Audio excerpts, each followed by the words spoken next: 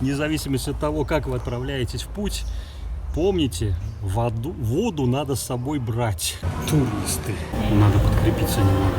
Кроме воды, нужно брать с собой в первую очередь желание, любознательность, энтузиазм. Откроет вам путь к познанию этого мира. А я напоминаю, меня зовут Олег, я инженер из Санкт-Петербурга, путешественник. Пока доедешь до этого Череповца с Ладожского.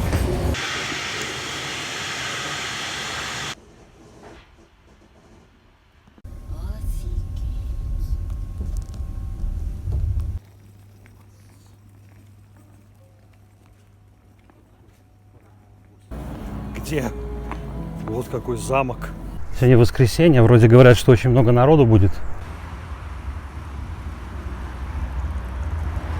Но я, честно говоря, в это слабо верю. Очень слабо верится. Но самое удивительное, что я искал воду. Воды миллион видов, друзья. Но местной воды я так и не нашел. Вся московская, псковская, какая угодно. В общем, иду сейчас. Судя по тому, что я никого не вижу. Дороги, кстати, стали значительно лучше. Что это за знак, друзья? Напишите, что вы думаете. Что это за знак такой? Что он обозначает? Я здесь последний раз был 5 лет назад. Поэтому могу сказать, что, конечно, заодно и увидим, что вообще интересного здесь, в этом городе есть. Это, друзья, невероятно, но я сейчас буду брать фотоаппарат. Друзья, город очень зеленый. Я вот хожу здесь по улицам. Кругом здесь деревья. Я здесь был очень давно. Мы сейчас попробуем найти места, которые я... То, что это фотографии, никто не сомневается. Видите, даты какие. Весьма интересные. Советский проспект, кстати, вот это здание, где мы только что проходили с вами. 27-й год фотографии, если обратите внимание. Воскресенский проспект в такой сепии тональной. Ну и как это выглядит в современности, это, конечно, весьма-весьма интересно. Так, что это у нас такое? Панорама города, да? Ну давайте пройдемся, посмотрим, изучим. Я попробую вам показать это с такого ракурса, как видят обычные посетители. Смотрите, какой свет здесь. Увидите эту большую панораму. А вы делали, кстати, панорамы когда-нибудь, друзья, на фотографии? Вот я вам покажу, наверное, самую большую панораму, которую я видел.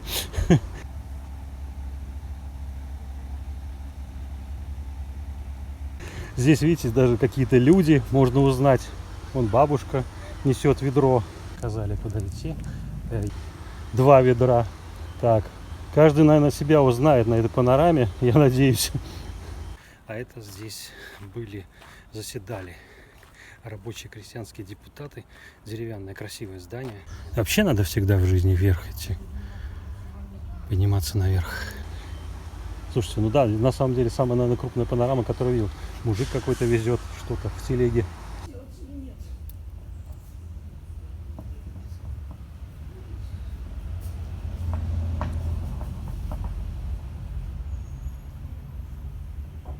И здесь тоже, здесь сено, наверное, ведет, скорее всего. Там кто-то голосует с телефоном или с чем, напишите. Такой интересный способ реставрации дома. Ярко-голубые подъезды. Кстати, в комментах, что это такое? Так, Высоцкий магазин.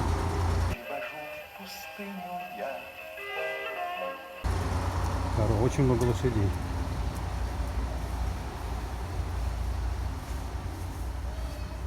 Жителей маловато. Жителей маловато. А я, знаете, я сам приезжий, безработный. В общем, друзья, местные жители мне подсказали, что окей, вот этот грандиозный, который здесь стоит, он уже закрылся.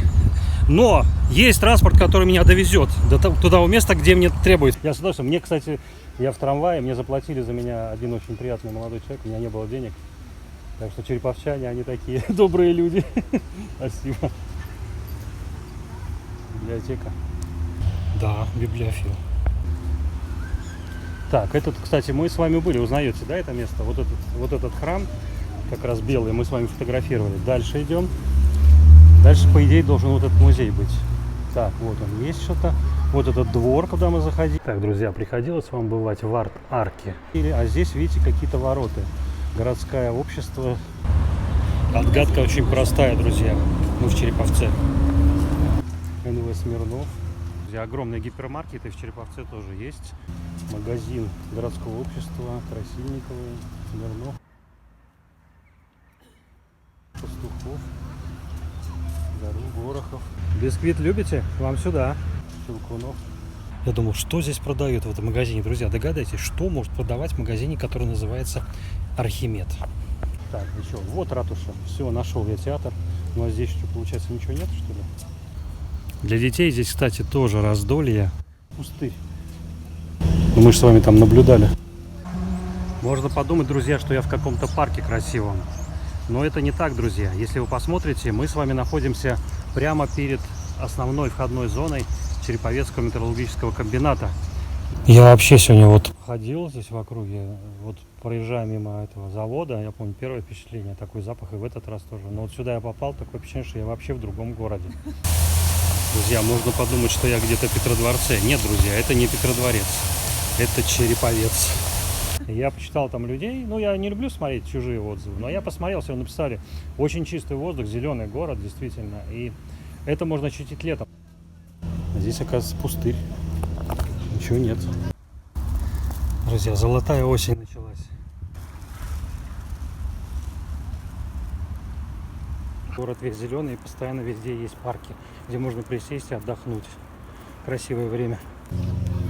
Начальник сидит. Надпись гласит, что это городской глава. О, машина. Машину уже, наверное, потом дорисовали, скорее всего. Я уже 100 лет не видел такие машины. Ну вот, собственно говоря, сам театр с часами. Поэтому практически это самый центр города. Ничего не написано. Ну, давайте попробуем сами. Друзья. Ну, одежда, скорее всего, 18-19 век, да? Кого она гладит тут? Давайте, друзья, отгадываем, что за чудо. И дальше что там, городской сад? Все, велосипеды и больше никого. Вот так. Это здание городской думы, кирпичное. В этом здании теперь музей Башлачева, легендарного рок-музыканта. Все, закончилось.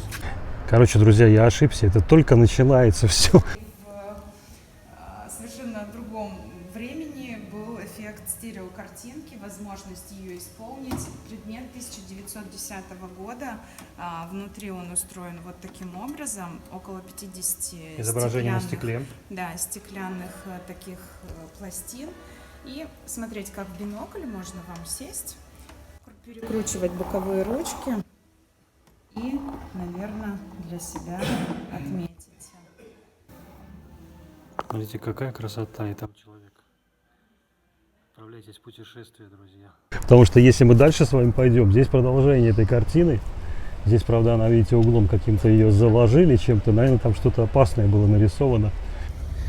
Ну вот, собственно говоря, цель моего путешествия. Как вы понимаете, это связано с заводом, конечно. В принципе, вы все можете прочитать. И вот этот памятник как раз в честь вот этого события на фоне Северстали. С этими заколоченными. Человек, который с бревен вытаскивает. Интересные, друзья, остановки. Большие, огромные, с деревянными сделаны вставками. С пластиком, но грамотно сделано. Огромного действительно размера. Ну, удобно. Магазин Руды. Так, дальше мы опять видим пустырь. Друзья, проходя тут по улочке. Следующее, дальше опять какие-то... Это явно не магазины. О, магазин Виноградова. Так, вопрос на засыпку, друзья. Узнаете торт? Наверняка узнаете. А знаете, как он называется здесь? Здесь он называется так. Фруктовый. Колбасная лавка. Мы заглянем обязательно. Бакалейная лавка. Короче, сказали, что надо идти, что продается все. Что дальше? А дальше все, наверное, да? Нет, не все, железная лавка. Железная лавка — это, наверное, там, где железо. Красота СССР. Все работает. Афанасьева магазин, отделение Государственного банка. Здание казначейства, 1819 век. Так, дальше избы пошли. Избы, речка. Здесь, кстати, есть кафешка.